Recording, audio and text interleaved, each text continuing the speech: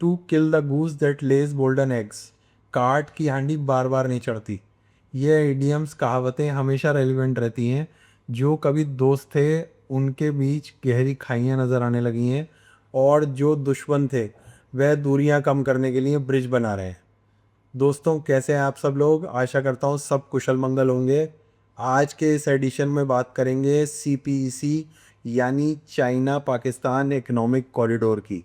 एक बहुत ही महत्वाकांक्षी योजना चाइना की, जिसका वर्तमान और भविष्य अब खतरे में नज़र आ रहा है। आज का टॉपिक है पाकिस्तान और चाइना के बीच बढ़ती विजिबल दूरियां। पहले भी थीं, पर ऑफ लेट ज़्यादा नज़र आ रही हैं। चर्चा करेंगे ML1 प्रोजेक्ट के बारे में। क्या है ये ML1 प्रोजेक्ट? जानेंगे वह इम्पोर्टेंट ट्रिगर्स जिन्होंने मजबूर किया चाइना को ML1 प्रोजेक्ट से अपने हाथ खींचने के लिए। और आपको बहुत ही इंटरेस्टिंग इनपुट्स दूंगा पाकिस्तान की इकनॉमी से रिलेटेड। इसको मिस मत करना। चलिए शुरू करते हैं इकोनॉमिक मॉनिटर के अपने आज के एडिशन में।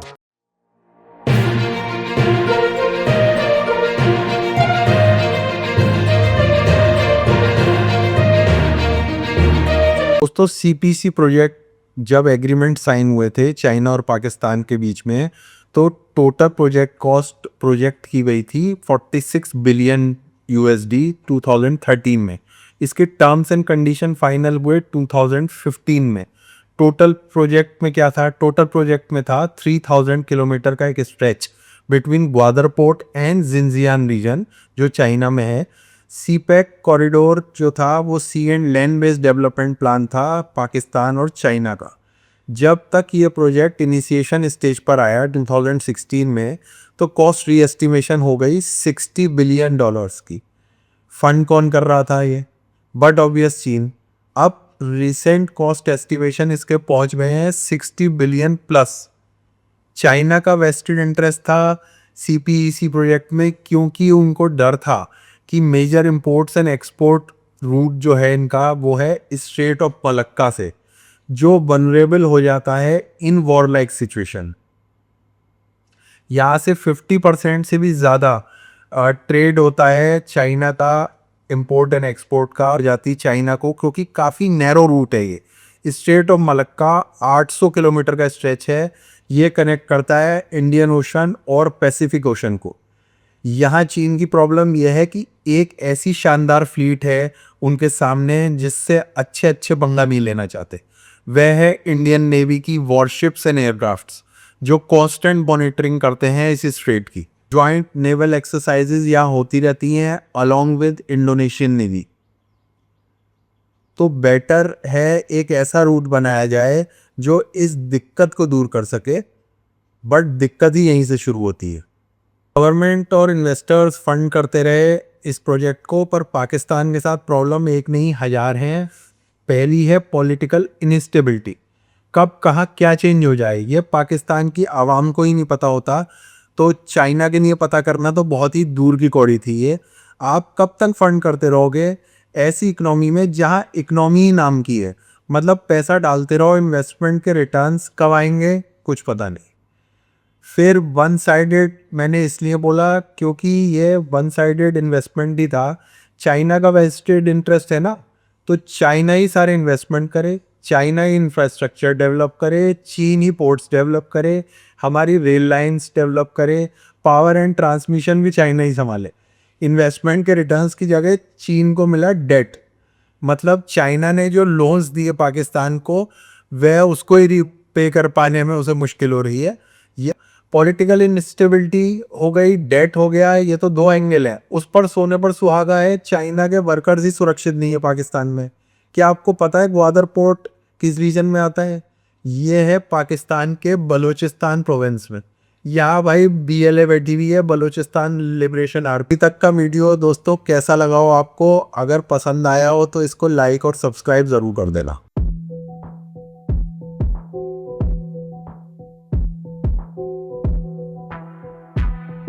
चाइना ने जिस प्रोजेक्ट से अपने हाथ खींचे हैं दोस्तों, वो है मेन लाइन 1 यानी ML1 प्रोजेक्ट।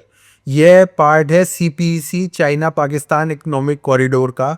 मैंने आपको बताया था सीपीईसी टोटल प्रोजेक्ट है 3000 किलोमीटर्स का, जिसमें सी एंड रोड नेटवर्क है। ML1 जो इसका एक मेन प्रोजेक्ट है, वह 470 किलोमीटर्स की रेल नेटवर्क है फ्रॉम कराची टू रोहरी। पूरा जो ML1 प्रोजेक्ट है यह है between Karachi to Peshawar. Project cost इसकी बता रहा हूँ 6 से 7 बिलियन USD। इस रोहरी सेक्शन को फंडिंग करने से मना कर दिया चाइना ने, एंड पाकिस्तान ने रुक किया एशियन डेवलपमेंट बैंक का $2 बिलियन की फंडिंग के लिए। यानी कि पूरे सीपीईसी से विड्रॉल नहीं है चाइना का, ध्यान रखिएगा, इस पर्टिकुलर प्रोजेक्ट की फंडिंग से विड्रॉल है। पाकिस्तान ने एक्चुअली क्या किया है, वह ट्राई करके देख रहा है कि दो नावों की सवारी कैसे की जाती है। यूएस की गुड बुक्स में आओ, और चीन तो अपना पुराना दोस्त है ही। चाइना से बजट्स लेते रहो सीपीईसी के लिए, पर यूएस से भी दोस्ती निभाते रहो, क्योंकि इकोनॉमी तो भैया IMF भी बचा रहा है हमारी। आपको ध्यान होगा जब भारत पाकिस्तान कन्फ्रंटेशन चल रहा था, उसके आसपास IMF ने एक तरह का बेल आउट पैकेज दिया था पाकिस्तान को। अब असली गेम क्या चल रहा है, इसके लिए समझते हैं यूएस की पोजीशन को। दोस्तों, एक रीजन है पाकिस्तान में जिसको बोलते हैं रेको डिक। चगाई में है ये, बलूचिस्तान प्रोविंस में। यूएसए की नज़र है इस रीजन पर। अफगानिस्तान से निकलने के बाद इनको मदद चाहिए पाकिस्तान की इस रीजन में, इसके आसपास अपना होल्ड बनाने में। रेको डिक रीजन में आती है रेको डिक माइन। आप लोग बोलोगे कि ठीक है, यूएसए किसी रीजन में इंटरेस्ट होना है, कौन सी बड़ी बात है, हर जगह अपना प्रेजेंस दिखाना इनकी पुरानी आदत है। यह रेको डिक माइन जो है, यह वर्ल्ड की largest under developed copper and gold reserves की माइन है। आपको वीडियो में बताया था कॉपर वाले कि एक कॉपर माइन को प्रोडक्शन स्टेज तक आने में 10 से 12 साल लग जाते हैं। लिंक मैंने दे दिया है उस वीडियो का डिस्क्रिप्शन बॉक्स में, आप लोग चेक कर लेना। यह रिको डिक माइन के केस में 2028 से ये प्रोडक्शन स्टार्ट कर देगी। मतलब नेक्स्ट 3 इयर्स में इसका प्रोडक्शन स्टार्ट होने वाला है। 35 to 40 इयर्स इसकी माइन लाइफ है estimated. Critical minerals, rare earth metals के लिए तो यूएसए पहले से ही परेशान था, जब से चीन ने रेयर अर्थ मेटल्स के एक्सपोर्ट पर बैन लगाया है। सस्टेन्ड कॉपर क्रिटिकल मिनरल्स का सोर्स मिल जाएगा इस माइन से। कैसे मिलेगा भाई? इस माइन की जो होल्डिंग कंपनी है, जिसका 50% स्टेक है इस माइन में, वह है बारिक्स गोल्ड।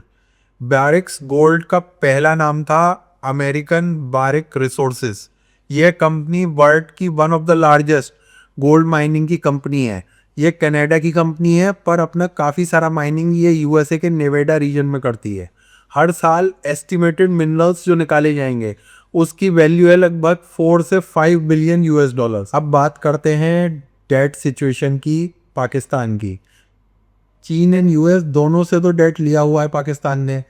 चीन ने जो power and transmission line development के लिए सीपीईसी में लोन दिए थे पाकिस्तान को, इन्हें वह रिपे नहीं कर पाए, और इसको ये लोग रीप्रोफाइलिंग करवा रहे हैं। रीप्रोफाइलिंग का मतलब क्या होता है? रीप्रोफाइलिंग का मतलब होता है डेट के टर्म्स को बढ़ा देना, यानी कि उसकी मियाद को बढ़ा देना। आपको पता है जैसे भारत में पीपीपी मॉडल चलता है, पब्लिक प्राइवेट पार्टनरशिप जिसको बोलते हैं, पाकिस्तान ने एक्सेस दिया चीन को आईपीपी मॉडल का, यानी कि इंडिपेंडेंट पावर प्रोड्यूसर्स। मतलब गवर्नमेंट के साथ मिलके नहीं, अपना पूरा प्लांट ही लगा लो पाकिस्तान में। पाकिस्तान का एक्सटर्नल डेट इस वक्त करीब 130 बिलियन $। चल रहा है, जो कि जीडीपी का लगभग 40% है।